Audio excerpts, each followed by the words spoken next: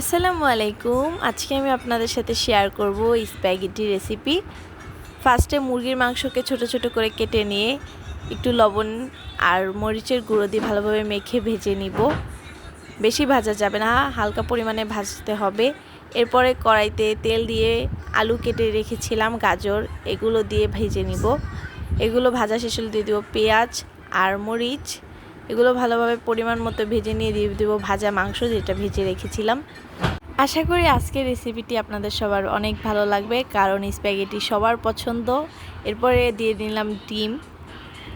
Spaghetti বাসায় বানিয়ে খাওয়া অনেক সোজা, কিন্তু অনেকেই আছে এখনও ট্রাই করেনি বাসায়। আশা করি ট্রাই করে দেখবেন, ভালো লাগবে।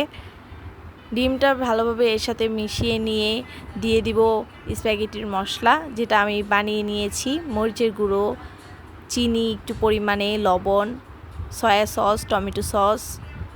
এরপরে দিয়ে দিব টমেটো কেচাপ। আমাদের বাসায় প্রতিদিনই স্প্যাগেটি রান্না হয়, এটা হচ্ছে আমাদের বাসার সবার সবচেয়ে প্রিয় খাবার বলতে পারেন। এরপর দিয়ে দিলাম সিদ্ধ করা স্প্যাগেটিগুলো। এবার ভালোভাবে মিশিয়ে নিব। আপনারা স্প্যাগেটিতে সসেস ব্যবহার করতে পারেন। ক্যাপসিকাম দিলে স্প্যাগেটির স্বাদ দ্বিগুণ বেড়ে যায়। আপনারা ক্যাপসিকাম দিয়ে রান্না করতে পারেন, আমি পাইনি যার কারণে ক্যাপসিকামটা দিতে পারিনি।